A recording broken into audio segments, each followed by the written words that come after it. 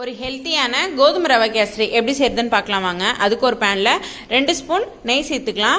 நெய் நல்லா சூடானதுக்கப்புறம் நம்ம எடுத்து வச்சிருக்க முந்திரி திராட்சையை நல்லா நெய்யில் ஃப்ரை பண்ணி எடுத்து வச்சுக்கோங்க. இப்போ அதே பேனில் 1 கப் அளவு கோதுமை ரவை எடுத்திருக்கேன். மீடியம் ஃப்ளேமில் ஒரு 3 நிமிஷம் போல் நல்லா ஃப்ரை பண்ணி எடுத்துக்கலாம். இப்போ இது கூட 3.5 கப் அளவு சுடுதண்ணி சேர்த்து இப்போ இந்த கோதுமை ரவையை நம்ம வேக வச்சுக்கலாம். இது கூடவே ஒரு பிஞ்ச் ஆஃப் சால்ட்டும் கொஞ்சமாக ஏலக்காய் தூள் சேர்த்து நல்லா கலந்து விட்டுடுங்க. மீடியம் ஃப்ளேம்லேயே வேகட்டும். இப்போ வெந்ததுக்கப்புறம் நம்ம கரண்டிலே இந்த கோதுமை ரவையை நல்லா மசிச்சு விட்டுக்கலாம். இது கூடவே 1/2 கப் அளவு சர்க்கரை சேர்த்து கரைஞ்ச வர வரையும் கலந்து விட்டுக்கோங்க.